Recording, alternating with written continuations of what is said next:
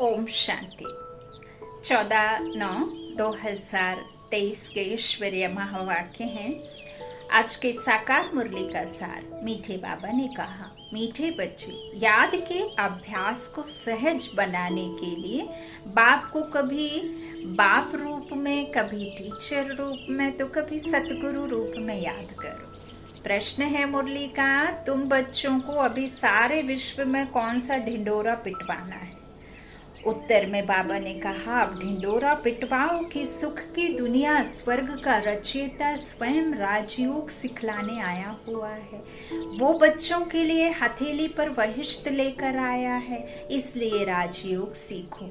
पिता जब शाम को ऑफिस के बाद आता है तो कभी खाली हाथ नहीं आता, बच्चों के लिए कुछ ना कुछ लेकर के आता है। तो बाबा अब हमसे कल्प बाद मिलने आए हैं, तो अपने हाथ में बहिष्ठ लेकर अपने बच्चों के लिए आए हैं, इसलिए राजयोग सीखो। बाप स्वयं कहते हैं, बच्चे अब तुम्हारे 84 जन्म पूरे हुए हैं, तुम्हें मेरे साथ घर चलना है, इसलिए देह का भान छोड़ अशरीरी बनो, दैवी गुण धारण करो तो दैवी दुनिया में चले जाएंगे।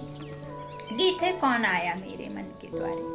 ओम शांति। मीठे मीठे बच्चों ने गीत सुना है कि अभी हमारी बुद्धि में किसकी याद आई है? सबकी बुद्धि में है कि पतित पावन एक बाप है। अंग्रेजी में उनको लिबरेटर कहते हैं। लिबरेट करते हैं दुख से, दुख हरता सुख करता यह है। हाँ, तो यह कोई मनुष्य व देवता का नाम नहीं है, यह है ही एक पतित पावन बाप की महिमा।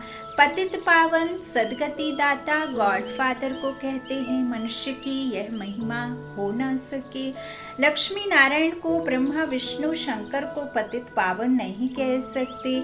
पतित पावन ऊंचते ऊंच एक ही है, जो सदा प्योर होता है ना, एवर प्योर रहने वाले को ही पतित पावन कहेंगे। बाबा कहते, परम पिता परमात्मा ऊंचा उनका नाम भी है, तो ऊंचा उनका ठाव रहने का स्थान भी है। तुमको निश्चय है कि यह हमारा बाबा है। शिव को ही बाबा कहते हैं। शिव ही निराकार है। शिव का चित्र अलग है, शंकर का चित्र अलग है। वह शिव बाप शिक्षक सतगुरु है। आज सतगुरुवार है, तुम्हारा तो सतगुरुवार रोज है। सतगुरु रोज तुमको पढ़ाते हैं और वह तुम्हारा बाप भी है।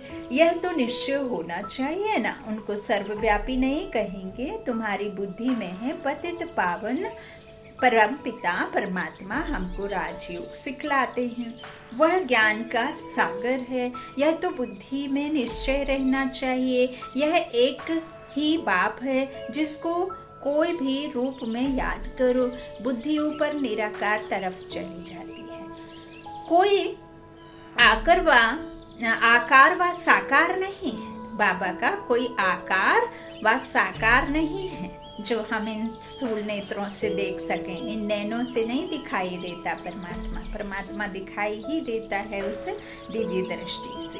तो बाबा कहते हैं, मेरा कोई साकार व आकार रूप नहीं। आत्माओं को परम पिता परमात्मा से अब काम पड़ता है, परंतु जानते नहीं हैं। गाते हैं कि वह ज्ञान का सागर है, तो ज्ञान का सागर माना जो ज्ञान सुनाकर सदगति करे। लक्ष्मी नारायण को यह ज्ञान नहीं है। ज्ञान वह जो ज्ञान सागर से मिले, इसलिए शास्त्रों में भी ज्ञान नहीं है। ज्ञान सागर को ही मनुष्य सृष्टि, बाबा कहते, मनुष्य सृष्टि का बीज रूप कहते हैं। बाप क्रिएटर है, वह है बेहद का बाप और सब हैं हद के बाप।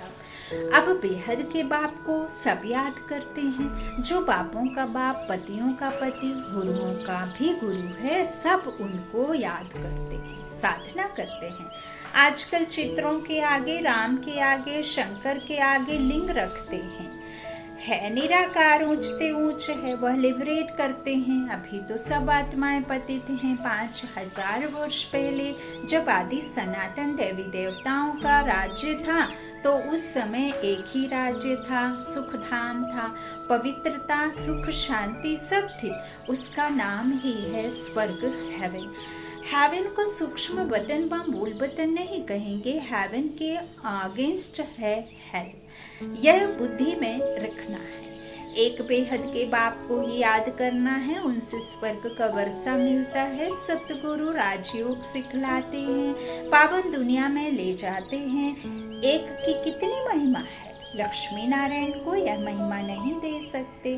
एक ही निराकार बाप है, आत्माएं भी निराकार हैं। जब शरीर से अलग हैं, बाप कहते हैं तुम अपना शरीर लेकर पाठ बजाते हो।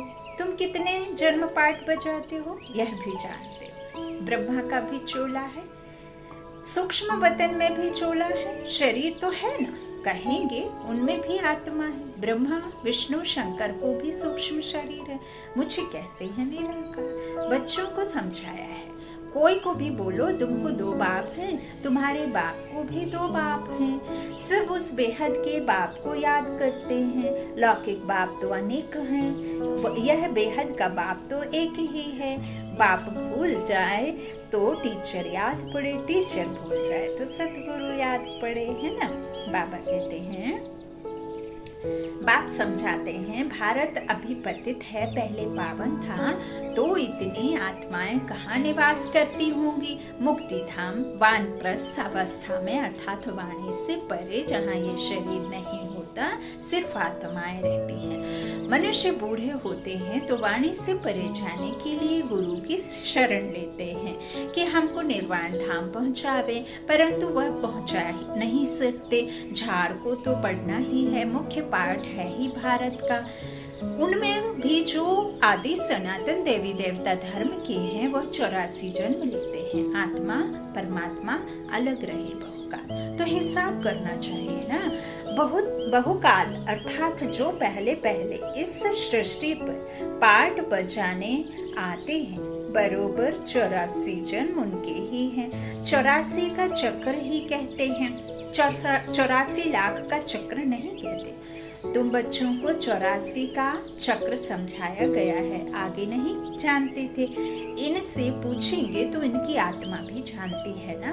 2 आत्माओं का राज भी समझाया है, दूसरी आत्मा प्रवेश कर सकती है, अशुद्ध आत्मा का भी प्रवेश हो सकता है, तो परम पिता परमात्मा भी आ सकते हैं। बाकी कहते हैं, मैं निराकार ना आऊं तो राजयोग कैसे सिखलाऊं।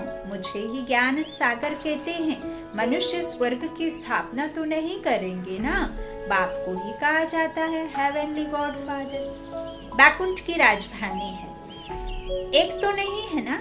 श्री कृष्ण है नंबर 1 प्रिंस, सतो प्रधान। सतो प्रधान को ही महात्मा कहा जाता है, अकेले को कुमारी कहा जाता है। कुमारी का मान बहुत होता है। सगाई हो गई फिर भल पवित्र रहते हैं, फिर भी युगल तो हो गए ना। फिर कुमारी का नाम बदल जाता है, फिर माता पिता बन जाते हैं। बच्चा पैदा हुआ तब कहेंगे माता पिता, शादी के बाद समझेंगे यह माता पिता हैं। अंडरस्टूड है ना, अंडरस्टूड है कि संतान भी होगी। फिर उनको कुमार कुमारी नहीं कहेंगे। तुम बच्चे जानते हो, अभी श्री कृष्णपुरी स्थापन हो रही है, वहाँ एक ही देवी देवता धर्म है, बाकी हर एक धर्म का शास्त्र भी अलग अलग होता है। कहते हैं फलाने का धर्म शास्त्र यह है, हम फलाने धर्म 8वां मठ में जाते हैं अथवा मठ में जाते हैं। आत्माओं को आकर अपना पाठ बजाना है। कोई से पूछो गुरु नानक फिर कब आएगा, वह तो कह देते ज्योति ज्योत समाया, तो क्या उनको फिर आना नहीं है। सृष्टि चक्र कैसे रिपीट होगा। गुरु नानक की जब सोल आई तो उनके पिछाड़ी सिख धर्म वाले आते हैं। अभी तो देखो कितने हो गए हैं, फिर भी रिपीट करेंगे ना। बताओ फिर कब आएंगे, तो बता नहीं सकेंगे। तुम कहेंगे यह तो 5000 वर्ष का चक्र है। गुरु नानक को 500 वर्ष हुए, फिर 4500 वर्ष के बाद आकर सिख धर्म स्थापन करेंगे। हम आदि सनातन देवी देवता धर्म स्थापन करते हैं, फिर और भी नंबर बार आकर धर्म स्थापन करेंगे। कोई बच्चे कहते हैं हमारी बुद्धि में इतना नहीं बैठता है। अच्छा, थोड़ी बात तो बैठती है ना। भक्तों का भगवान बाप एक ठहरा, कहा भी जाता है पाप आत्मा पुण्य आत्मा। परमात्मा तो किसको कहा नहीं जाता, ऐसे नहीं आत्मा जाकर परमात्मा बनेगी। जैसे मिसाल देते हैं बुदबुदा सागर में लीन हो जाएगा, कोई कहेंगे पार निर्वाण गया, जैसे बुद्ध के लिए कहते हैं, कोई फिर कहते ज्योत ज्योत समाया। अब राइट कौन? पार निर्वाण तो ठीक है, आत्मा भी निराकार है, निराकारी दुनिया में रहती है, सूक्ष्म बदन में है मूवी, वह भी जैसे वहाँ की एक भाषा है, जो वहाँ वह समझते हैं, समझकर डायरेक्शन ले आते हैं। यह भी वंडरफुल बात है ना। मूवी, टॉकी और साइलेंस तीन है, मूवी, टॉकी और साइलेंस। मूवी सूक्ष्म बदन में जहाँ सिर्फ देखते हैं, टॉकी नहीं होती, टॉकी स्थूल बदन में, और साइलेंस निर्वाण शांति धाम में। तो तीन है। पहले मूवी के बायोस्कोप भी थे, फिर उनसे किसको मजा नहीं आया तो टॉकी कर दिया। सूक्ष्म बदन में सिर्फ ब्रह्मा विष्णु शंकर है, समझाया जाता है ऊंचते ऊंच है परम पिता परमात्मा, जो साइलेंस वर्ल्ड में रहते हैं। हम आत्माएं भी वहां रहती हैं। पतित पावन एक ही सतगुरु है, सर्व का सदगति दाता वही है। बाकी भल कोई अपने को गुरु कहलाए, ऋषि कहलाए, महात्मा कहलाए, परंतु हैं सब भक्त, क्योंकि उस एक को ही याद करते हैं, चाहे वो फिर साईं ही क्यों ना हो। साईं ने कभी नहीं कहा कि मैं भगवान हूँ, साईं ने हर वक्त उंगली सबका मालिक एक है कहा, और हम नीचे वालों ने इस उंगली को नहीं देखा, साईं को देखा और साईं को भगवान बना दिया। उसने तो कभी नहीं कहा। मीरा ने कृष्ण को चाहा, मीरा प्रेम की दीवानी थी कृष्ण की, लेकिन मीरा को कभी, मीरा ने खुद को भगवान नहीं कहा। उन्होंने भी फिर मान लिया कि वो मीरा जैसे, बाबा कहते हैं कि मैं तो सिर्फ प्रेम में ही बंधता हूँ, जैसे कि आप समझ सकते हैं कि मीरा ने भी प्रेम से भगवान को बांधा है ना, लेकिन मीरा है यहीं कहीं, ऐसे नहीं है कि वो कहीं जा कर के उधर बैठी होंगी आदि में आने के लिए, है ना, यहाँ ही कहीं होंगी मीरा भी, क्योंकि आत्मा एक शरीर छोड़ दूसरा तो लेना ही है जब तक ड्रामा पार्ट ना हो जाए। तो बाबा कहते हैं कि इस तरह से सर्व का सदगति दाता वही है ना। अच्छा, तो पतित पावन भी एक सतगुरु है, बाकी भल कोई अपने को गुरु कहलाए, कुछ भी कहलाए, बाबा कहते हैं पावन बनाने वाले को तो कोई जानता नहीं है, वो सब भक्त हैं। कहते हैं परमात्मा सबको कब्र से निकाल ले जाते हैं। देखते भी हो यह वही महाभारी महाभारत लड़ाई है। तुम सतयुग के लिए राजयोग सीख रहे हो, विनाश के बाद फिर सतयुग के गेट खुलते हैं। बाप ने समझाया है, इस समय तुम बाप से राजयोग सीखते हो, तुम योग बल से राज्य लेते हो। यह है नॉन वायलेंस। कोई भी यह नहीं जानते कि नॉन वायलेंस किसको कहा जाता है। काम कटारी भी नहीं चलानी है, यह भी हिंसा है। अहिंसा परमो देवी देवता धर्म था। विकारों के कारण ही तुमने आदि मध्य अंत दुख पाया है। वहाँ है ही निर्विकारी दुनिया, जिस कारण आदि मध्य अंत दुख नहीं होता है, वह है अमरलोक। यह है मृत्यु लोक। मृत्यु लोक में बैठ कथा सुनाते हैं, अमरलोक में जाने लिए। समझना बात को। बाबा क्या कह रहे हैं? बाप कहते हैं मैं त्रिकालदर्शी हूँ, तुमको भी त्रिकालदर्शी त्रिनेत्री बनाता हूँ, अर्थात तीनों लोकों का, तीनों लोकों तीनों कालों को जानने वाले। यह भगवान की महिमा है। तुम बच्चों को आप समान बनाकर साथ ले जाते हैं। आज सागर के बच्चे, तुम भी मास्टर ज्ञान सागर बन जाते हो। बाप कहते हैं मैं मनुष्य सृष्टि का बीज रूप चैतन्य नॉलेजफुल हूँ। हाँ, हम जान सकते हैं बीज से ऐसे झाड़ निकलता है, फिर फल निकलता है। अब यह है मनुष्य सृष्टि का झाड़। बाबा कहते हैं मैं इस उल्टे झाड़ के आदि मध्य अंत को, सृष्टि चक्र को जानता हूँ। मनुष्य कहते भी हैं परमात्मा सत्य है, चैतन्य है, आनंद का सागर है, सुख का सागर है, तो उनसे जरूर वर्षा मिलना चाहिए। तुम मुझ अपने बाप से वर्षा ले रहे हो। तुम 21 जन्मों के लिए पावन बन जाएंगे। मैं एवर पावन हूँ। तुमको तो पाठ बचाना है। इस समय सिर्फ तुम्हारी चढ़ती कला है। तुम मास्टर ज्ञान सागर बन जाते हो। फिर सतयुग से लेकर तुम्हारी कलाएं कमती होती जाएंगी। चढ़कर फिर उतरना ही है। सीढ़ी जब चढ़ जाते हैं तो उतरना ही पड़ेगा ना। उतरते तो एक एक सीढ़ी ही है, ऐसे नहीं कि बस से डायरेक्ट नीचे आ जाएंगे। हाँ, तो बाबा कहते अभी तुम बच्चे बेहद के बाप से बेहद का वर्षा लेते हो, बहुत सर्विस करते हो। बाप है पतित पावन, तुम शिव शक्ति पांडव सेना हो। पतित दुनिया को पावन दुनिया बनाने में मदद करते हो। तुमको ही वंदे मातरम कहते हैं। पतित को कभी वंदे मातरम नहीं कहेंगे। बाप आकर शक्ति दल द्वारा गुप्त सर्विस कराते हैं। रूहानी शक्ति दल, तुम डबल अहिंसा वाले हो। राज्य लेते हो परंतु कोई हथियार आदि नहीं है। कोई बाहुबल की लड़ाई नहीं, शास्त्रों की शस्त्रों की लड़ाई नहीं। पवित्र रहते हो, वह सब है डबल हिंसक। हाँ, डबल हिंसक है ना। एक तो बेकार में जाते हैं काम कटारी से, एक तो को दुख देते हैं और फिर आपस में लड़ते झगड़ते भी रहते हैं। आजकल कितने दुख के पहाड़ गिरते हैं। मनुष्यों में क्रोध कितना भारी है ना। हम परशुराम की कहानी सुनी, बड़े बड़े ऋषि मुनियों की हमने कहानियां टीवी पर देखी। महाभारत रामायण में जो ऋषि मुनि तपस्या करने के लिए जंगलों में जाते थे, कोई उनकी तपस्या को भंग कर देते थे। उनको क्रोध इतना आता था कि तुरंत श्राप दे देते थे। तो परमात्मा कहते हैं कि कितना भी कुछ हो, वो तो जिस तरह से लड़ते झगड़ते भी हैं। तो बाबा क्या कह रहे हैं, क्रोध कितना भारी है मनुष्यों का, अपने आप को आप ही चमाट मारते हैं, सबकी गिलानी करते रहते हैं। यह भी ड्रामा में नोंद है। मनुष्य परफेक्ट ढूंढते जरूर है, लेकिन परफेक्ट बनना किसी को पसंद नहीं है। बाबा कहते ये भी ड्रामा में नूंद है, सबको गिरना ही है। अभी तुम्हारी है चढ़ती कला, तुम ढिंडोरा पिटवाओ कि स्वर्ग का रचयिता राजयोग सिखलाने वाला वह भगवान आया हुआ है। वह हथेली पर बहिष्ठ ले आया है। श्री कृष्ण को हम भगवान नहीं कहेंगे, वह देवी गुणों वाला मनुष्य है। ब्रह्मा विष्णु शंकर को देवता कहेंगे, उनको देवी गुण वाले मनुष्य नहीं कहेंगे।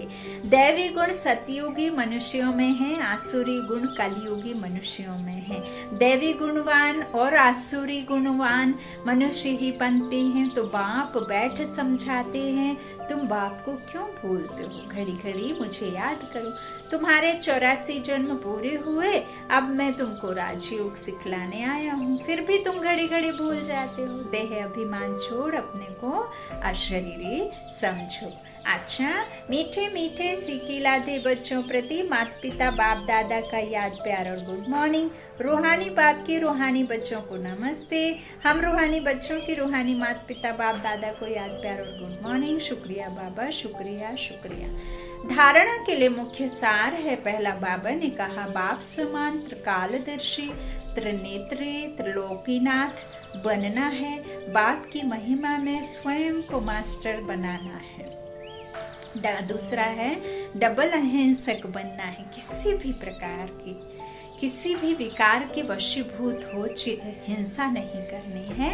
बाप का मददगार बन सबको पावन बनाने की सेवा करनी है। वरदान है ज्वाला रूप की याद द्वारा स्वयं को परिवर्तन कर ब्राह्मण से फरिश्ता सो देवता भव। जैसे अग्नि में कोई भी चीज डाली जाती है तो नाम रूप गुण सब बदल जाता है। ऐसे जब बाप के याद की लगन की अग्नि में पड़ते हो तो परिवर्तन हो जाते हो। मनुष्य से ब्राह्मण, फिर ब्राह्मण से फरिश्ता सुदेवता बन जाते हो। जैसे कच्ची मिट्टी को सांचे में ढालकर आग में डालते हैं तो ईंट बन जाती है, ऐसे यह भी परिवर्तन हो जाता है। इसलिए याद को ज्वाला रूप कहा जाता है। समझा बाबा ने आज ज्वाला का अर्थ बताया।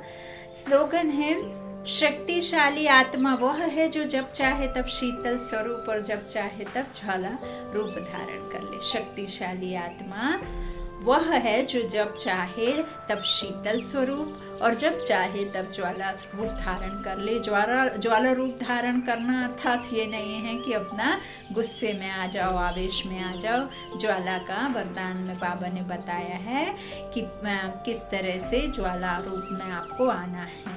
बाबा कहते हैं फिर जिस तरह से आप फरिश्ता बन जाते हो ना, जैसे कच्ची मिट्टी में सांचे में डालकर आग में डालते हैं तो ईंट बन जाती है, ऐसे यह भी परिवर्तन हो जाता है, इसलिए याद को ज्वाला कहा जाता है ना। तो बाप की लगन की अग्नि में पड़ते हो तो परिवर्तित हो जाते हो ना। इस तरह से बाबा ने कहा कि शक्तिशाली आत्मा वह है जो जब चाहे तब शीतल स्वरूप और जब चाहे तब ज्वाला रूप धारण कर ले। माइट ऑलमाइटी बनना है तो माइट और लाइट दो बातों को याद रखना है। अच्छा, ओम शांति। शुक्रिया बाबा, शुक्रिया आप सभी भाई बहनों के स्नेह का, प्यार का। ओम शांति।